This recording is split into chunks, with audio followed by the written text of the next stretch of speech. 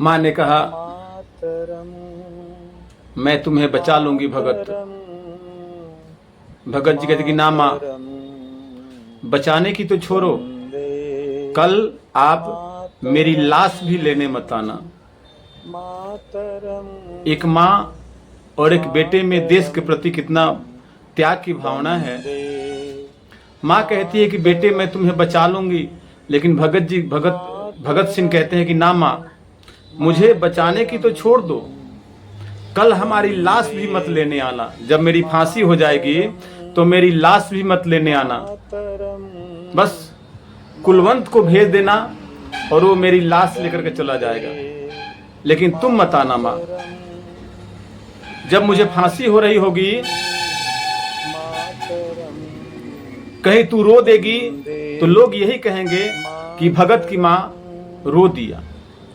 इसलिए माँ, हमारी लाश को लेने तुम मत आना, कुलवंत को भेज देना। माँ कहती है कि रे पगला, मैं तुम्हारी माँ हूं माँ। वो सब ठीक है माँ। भगत सिंह कहते हैं कि वो सब ठीक है माँ, लेकिन माँ के ममता छलक आती है। जब मुझे फांसी हो रही होगी और तुम उस समय रोने लगोगी तो भगत का वो सपना चूर चूर हो जाएगा। इसलिए माँ, तुम मत आना, कल मेरी लाश को लेने मत आना माँ। माँ कहती है कि तू कहता है मैं तेरी माँ हूं और मैं तुम्हें क्यों न छुड़ाऊं। भगत क्यों चढ़ना चाहता है फांसी पे, बता। तुम्हारे जैसे कितने कितने से हैं, तू क्यों फांसी पे चढ़ना चाहता है? और तू कहता है कि रोना मत। अरे भगत, मैंने तुम्हें अपने कोख से जन्मा है, माँ का दर्द तू क्या समझेगा? भगत सिंह एक बात बोलते हैं और निरंतर हो जाते हैं। कहते हैं कि माँ सुनो, तूफान अगर जिद कर बैठे तो अरना अरना बहुत जरूरी है। तूफान अगर जिद करे तो अरना अरना बहुत जरूरी है।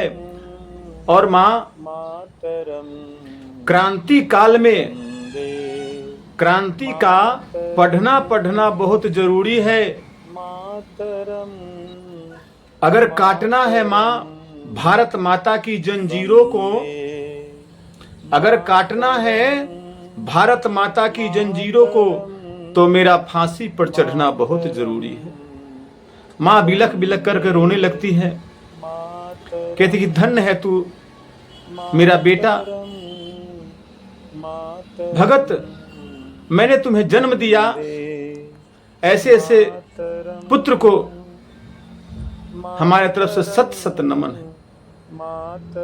और एक भगत क्या, सहस्त्र भगत अपने देश के लिए कुर्बान करता हूं। माँ बिलख बिलख करके फूट करके रोने लगती है। और माँ रोते रोते अपने आंचल से अश्रु पोंछती हुई चली जाती है। दोबारा माँ आती नहीं है। ये है हमारी वीर स्वतंत्रता सेनानी की कहानी। और आज इनकी त्याग का कोई फल नहीं मिला। आज भी हमारे देश के नेता लोग हैं, देश को नोचने पर लगे हुए हैं।